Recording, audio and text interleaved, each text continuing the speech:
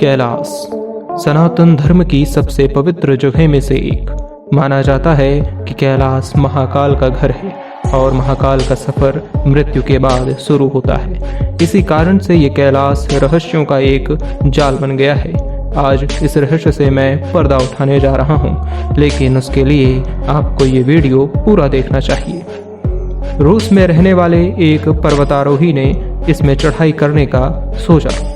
उसने सोचा जब उसने 8000 मीटर की ऊंचाई वाले माउंट एवरेस्ट में चढ़ाई कर ली है तो 6638 मीटर की ऊंचाई वाला कैलाश पर्वत क्या चीज़ है। बहुत से लोगों ने उसे ऐसा न करने की सलाह भी दी, परंतु उसने फिर भी पूरे दमखम के साथ चढ़ाई शुरू कर दी।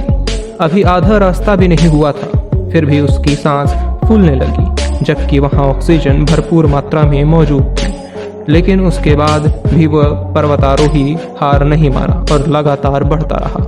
परंतु थोड़ी देर बाद उसके दिल की धड़कन तेज हो गई और हैरतअंगेज तरीके से उसके नाखून और शरीर के बाल बढ़ने लगे। उस पर्वतारोही को महसूस होने लगा जैसे उसकी उम्र बढ़ती जा रही है। उसने दुनिया की सबसे ऊंची चोटी माउंट एवरेस्ट की चढ़ाई कर ली थी, पर अब उसे कैलाश से डर लगने लगा।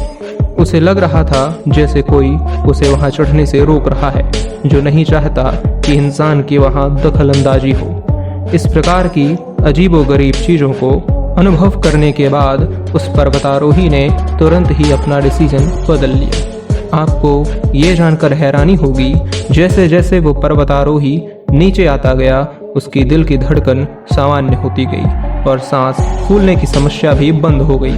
इसके बाद उसे समझ आ गया ये वही कैलाश पर्वत है जिसमें कोई नहीं चढ़ पाया, और जिसने भी चढ़ने की हिम्मत की उनमें से कोई आज जिंदा नहीं है। तो आखिर कैलाश पर्वत में ऐसी कौन सी रहस्यमयी ताकत थी जिसकी वजह से आज तक कोई इंसान कैलाश की चोटी तक नहीं पहुंच पाया है?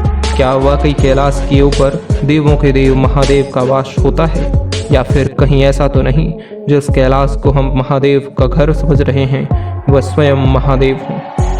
और ऐसा क्या कारण है कि कैलाश पर्वत को लोग पिरामिड से भी जोड़ के देखते हैं? आज के इस वीडियो में हम इन्हीं सवालों का जवाब आपको बताएंगे।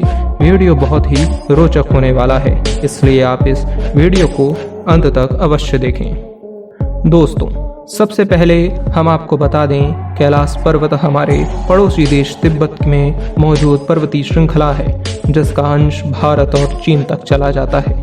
आपको जानकर हैरानी होगी, दुनिया की सबसे ऊंची चोटी माउंट एवरेस्ट की ऊंचाई 8848 मीटर है। वहीं दूसरी तरफ कैलाश पर्वत की ऊंचाई माउंट एवरेस्ट से लगभग 2000 मीटर कम 6638 मीटर है। एक तरफ जहां माउंट एवरेस्ट में चढ़ते चढ़ते ऑक्सीजन की मात्रा कम हो जाती है और पर्वतारोही को ऑक्सीजन सिलेंडर ले जाना पड़ता है, वहीं दूसरी ओर कैलाश पर्वत में ऐसी कोई समस्या भी नहीं है। वहां पर लोगों को आसानी से ऑक्सीजन मिल सकता है। लेकिन इतनी हैरानी की बात यह है कि इतना मुश्किल होने के बावजूद माउंट एवरेस्ट में 7000 से अधिक लोग चढ़ाई कर चुके हैं, और जिस पर्वत की ऊंचाई माउंट एवरेस्ट से 2000 मीटर कम है, उस पर्वत में आज तक कोई चढ़ने में कामयाब नहीं हो पाया। कामयाबी तो दूर की बात है, आज तक किसी ने ठीक ठाक आधा रास्ता भी नहीं तय कर पाया, और जिस किसी ने वहां पर जबरदस्ती चढ़ाई करने की कोशिश की, हर कोई वहां मारा गया। हिंदू धर्म ग्रंथों में उल्लेख है, कैलाश पर्वत में भगवान शिव आज भी वास करते हैं। वास्तव में हिंदू धर्म के देवी देवता पौराणिक कथाओं के पात्र नहीं थे, परंतु वो शक्तियां थे जो आज भी अलग अलग जगहों पर मौजूद हैं। बस हम आम इंसानों के लिए उन्हें देख पाना असंभव है, और ऐसी ही खास जगहों में से एक है कैलाश पर्वत, जहां स्वयं भगवान शिव के मौजूद होने का एहसास आज भी होता रहता है। इस जन्म में भगवान शिव का दर्शन हो न हो, परंतु उनके निवास स्थान का दर्शन जरूर लिखा है। कहा जाता है दुनिया की सारी अलौकिक शक्तियों का जन्म इसी कैलाश पर्वत से हुआ है। हिमालय की गोद में बसा ये पर्वत भले ही दुनिया का सबसे ऊंचा पर्वत ना हो, पर उसकी भव्यता उसकी ऊंचाई में नहीं, उसके आकार में है, जो किसी जीते जागते शिवलिंग की तरह है। दोस्तों, हाल ही में दुनिया भर के वैज्ञानिकों के द्वारा किए गए शोध के अनुसार ये बताया गया कि जिस जगह कैलाश पर्वत का वास है वहाँ पृथ्वी का सेंटर है। जैसे मानव शरीर का सेंटर नाभि को माना जाता है, वैसे ही इस पृथ्वी की नाभि कैलाश पर्वत है। यही वजह है कि जब भी कोई पर्वतारोही कैलाश पर्वत के पास भी जाता है तो उसकी दिशा सूचक यंत्र काम करने बंद कर देते हैं। शोधकर्ताओं द्वारा बताया गया कि यहीं पे चारों दिशाओं का मिलन होता है। ये पर्वत धरती के सभी जीव जंतुओं का जीवित रहने के लिए वातावरण को बनाए रखता है। शायद इसीलिए इस जगह को प्राकृतिक शक्तियों का भंडार माना जाता है। जब भी कभी कोई कैलाश पर्वत में चढ़ने की हिम्मत करता है तो एक खास सीमा के बाद उसके साथ बहुत ही अजीबोगरीब और अविश्वसनीय घटनाएं होने लगती हैं। वहाँ चढ़ाई करने वाले लोग डर कर वापस आने के बाद ये बताते हैं वहाँ कुछ तो ऐसा है जो बार बार ये संकेत देता है कि यहाँ मत आओ, यहाँ से दूर चले जाओ। वहाँ का मौसम भी अचानक से बदलने लगता है, ठंड अचानक से बढ़ जाती है, इंसानों की दिल की धड़कन दुगनी हो जाती है और ऑक्सीजन होने के बावजूद उनके साथ सांस फूलने जैसी समस्या होने लगती है। इतना ही नहीं, कई लोगों का ये भी कहना है जब आप कैलाश पर्वत के करीब जाएंगे तो आपको महसूस होगा कि आपके नाखून और शरीर के बाल बहुत तेजी से बढ़ रहे हैं और आपके शरीर की बनावट बहुत तेजी से बदल रही है और उस पर झुर्रियाँ दिखाई दे रही हैं। ये लगभग वैसा ही होता है जैसे कि उम्र बहुत रफ्तार से बढ़ रही है और जो भी शख्स इस चेतावनी को नज़रअंदाज करके आगे बढ़ता जाता है वो आज तक वापस नहीं लौटा। दुनिया भर में कैलाश पर्वत को लेके कई कथाएं प्रचलित होने लगी हैं। कुछ कोई कहता है तो कोई अपनी अलग कहानी पेश करता है। इसी बात का पता लगाने के लिए रूस के एक विशेषज्ञ ने कैलाश पर्वत के रहस्य को जानने के लिए एक टीम बनाई और एक लंबे समय तक अध्ययन करने के बाद उस शख्स ने एक किताब लिखी। उस किताब में उसने दावा किया कि कैलाश पर्वत प्राकृतिक पहाड़ बिल्कुल भी नहीं है, बल्कि इसकी चोटी इंसानों द्वारा तैयार की गई लगती है।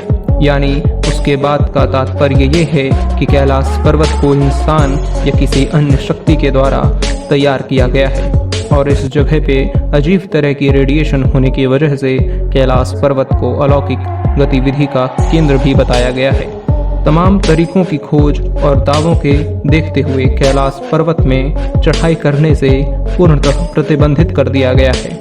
लेकिन आज से 20 साल पहले 2001 जब आखिरी बार किसी इंसान द्वारा इसमें चढ़ाई की कोशिश की जा रही थी, स्पेन के उन पर्वतारोही की टीम ने शुरुआत तो बहुत जोरों से की थी, लेकिन कुछ ही दिनों बाद उन सभी को वापस लौटना पड़ा। तब से लेकर आज तक कोई भी इस पर्वत की तरफ नहीं बढ़ा है, क्योंकि भारत और तिब्बत समेत दुनिया भर के लोगों का ये मानना है कि ये बहुत ही पवित्र स्थान है और इसमें किसी को चढ़ाई नहीं करने देनी चाहिए। सनातन धर्म में इसका और भी महत्व बढ़ जाता है।